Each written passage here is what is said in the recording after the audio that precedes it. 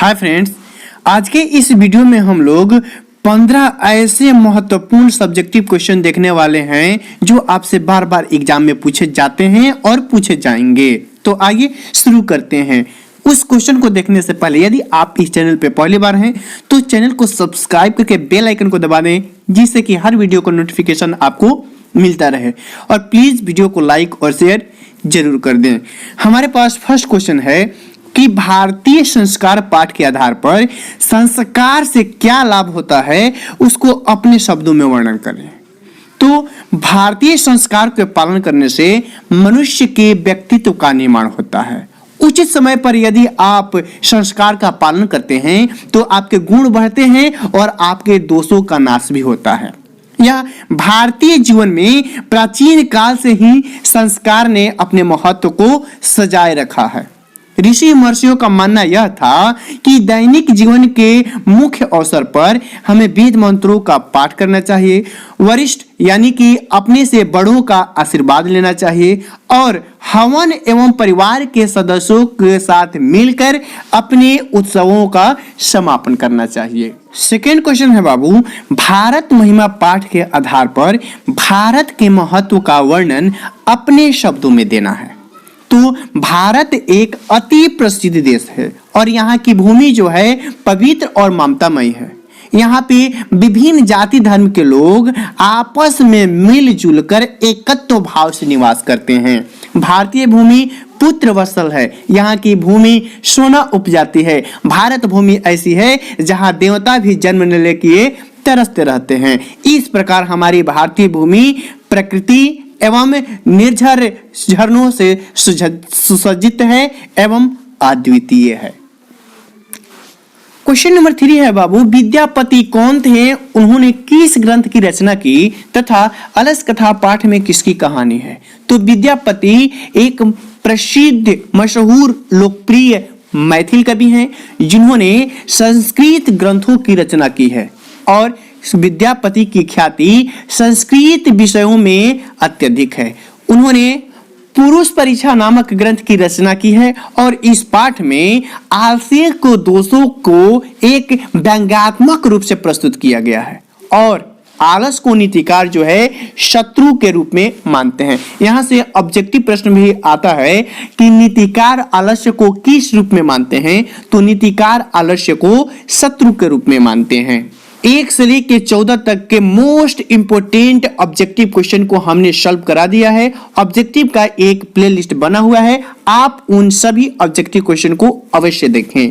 Next question है हमारे पास बाबू, कर्णस्य दान वीरता पाठ के आधार पर कर्ण का चरित्र चित्रण करें, यानी कर्ण के बारे में बताएं।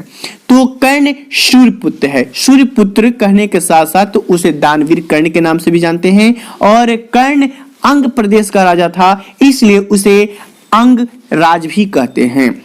कर्ण को जन्म से ही कवच कुंडल मिला था और जब तक वह कवच कुंडल कर्ण के शरीर पे धारण किए हुए, तब तक कोई भी देवता दानव उसकी हत्या नहीं कर सकते हैं, ना ही उसको पराजित कर सकते हैं।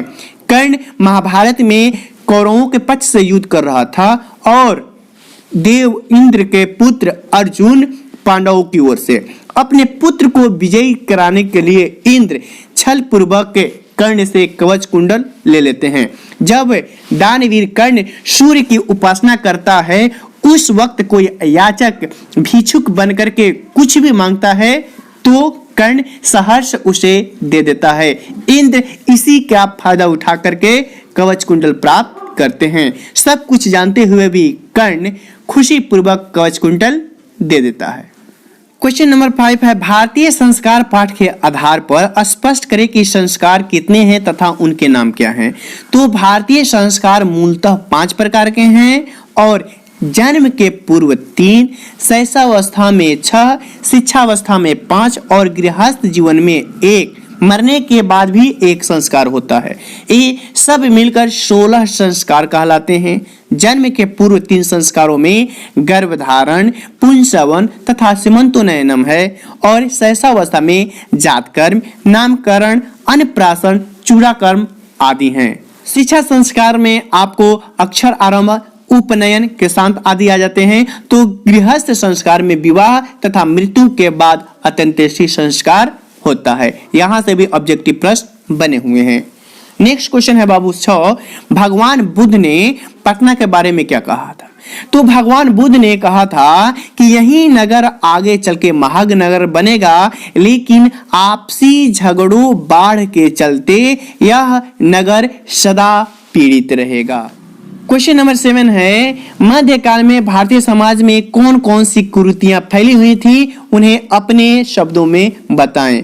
तो मध्यकाल के समय में अनेक प्रकार की कुरीतियां भारतीय समाज में मौजूद थी, जिनमें से जातिवाद, छुआछूत, अशिक्षा, विधवाओं की दुर्गति, ये अनेक प्रकार के उदाहरण हैं जो भारतीय समाज को अंधकार के कुएं की तरफ ले जा रहे थे। दलित हिंदू समाज इन प्रताड़नाओं से प्रतीत होकर के अपने धर्म को परिवर्तन किए जा रहे थे। क्वेश्चन नंबर 8 है बाबू, केशांत संस्कार को गोदान संस्कार क्यों कहा जाता है? तो केशांत संस्कार गुरु के घर में होता है, जहां शिष्य का प्रथम क्षौर कर्म होता है। ये क्षौर कर्म क्या होता है? यही मुंडन होता है, यानी कि बाल निकलवाया, बाल मुड़वाया जाता है।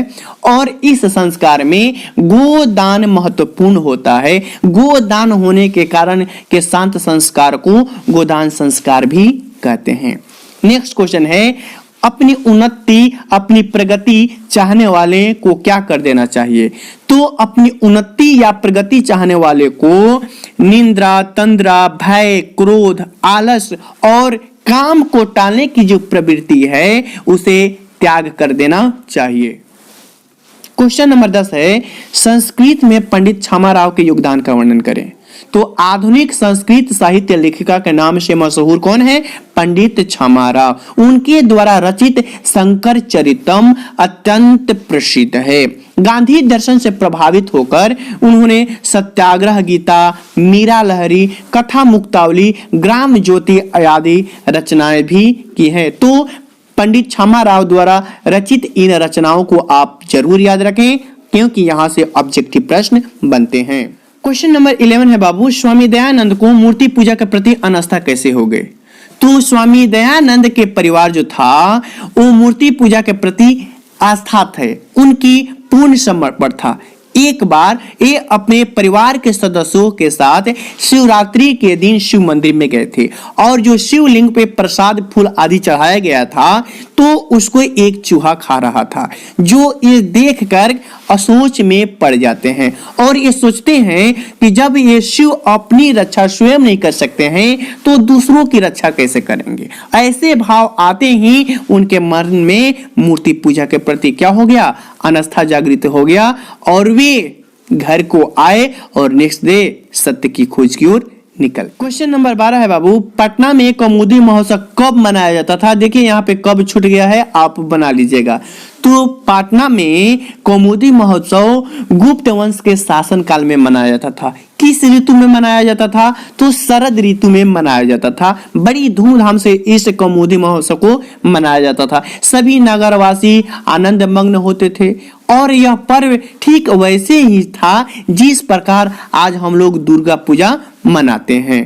तो इस प्राचीन काल का कौमुदी महोत्सव आज के हमारी दुर्गा पूजा के भांति था। तो ध्यान रखिएगा, किसके शासनकाल में? तो गुप्त वंश के शासनकाल में। और किस ऋतु में? तो शरद ऋतु में। क्वेश्चन नंबर 13 है बाबू, राम प्रवेश राम का चरित्र चित्रण करें। तो राम प्रवेश राम कर्मवीर कथा का जो पाठ है उसमें प्रमुख भूमिका निभा रहा है। राम प्रवेश राम का जन्म बिहार राज्य के अंतर्गत कहाँ है? उस गांव का नाम भीखनटोला है, जहां खेलों में मग्न रहने वाला राम प्रवेश पर एक नवीन दृष्टि से संपन्न अध्यापक की नजर पड़ती है और वह पठन पाठन में लग जाता है। गुरु का आशीर्वाद और अपनी मेहनत के बदौलत वह सफलता की लगातार सीढ़ियों को चढ़ते जा रहा था। धन के अभाव में भी वह अपना पढ़ाई का जारी रखा। विद्यालय स्तर से लेकर प्रतियोगिताओं परीक्षाओं में सभी जगह प्रथम स्थान प्राप्त किया और केंद्रीय लोक परीक्षा में उत्तीर्ण होकर वह समाज के समक्ष अपनी आदर्श योग्यता को प्रस्तुत किया और राम प्रवेश राम की प्रशासनिक क्षमता और संकट काल में निर्णय लेने की क्षमता से सभी क्या हो जाते हैं, आकर्षित हो जाते हैं। क्वेश्चन नंबर 14 है बाबू, वसुधैव कुटुंबकम की अवधारणा क्यों आवश्यक है? तो आप विश्व शांति पाठ पढ़े होंगे, उसमें बताया गया है क्यों आवश्यक है। तो अशांति के मेनली दो कारण है, एक द्वेष और असहिष्णुता। आज प्रत्येक देश जो है एक दूसरे को उन्नति को दे करके ईर्ष्या की अग्नि में जल रहा है और उसकी उन्नति को नष्ट करने के लिए अनेक प्रकार के षड्यंत्र और छल कपट आदि का सहारा ले रहे हैं। इस प्रकार कहा जा सकता है कि जब तक परोपकार, सहिष्णुता और निर्वैर की भावना नहीं आती है तब तक अशांति को दूर नहीं कर सकते हैं। इसलिए कहा जा सकता है कि वर्तमान समय में वसुधैव कुटुंबकम की अवधारणा अत्यंत आवश्यक है। वसुधैव कुटुंबकम का मतलब हुआ कि सभी संसार एक क्या है, परिवार है। नेक्स्ट क्वेश्चन है बाबू 15, वेदांग कितने हैं उनके नाम लिखें। यानी वेद के कितने अंग हैं? 6। कितने अंग हैं? 6, जिनमें से 6 का नाम आपको बता देना है। शिक्षा, कल्प, व्याकरण, निरुक्त, छंद और ज्योतिष, ये सभी वेद के अंग हैं। तो ये रहे आपके super 15 guess question for next exam. तो आपको यह वीडियो कैसा लगा हमें बताइए। फिर मिलते हैं अगली वीडियो में, तब तक के लिए धन्यवाद।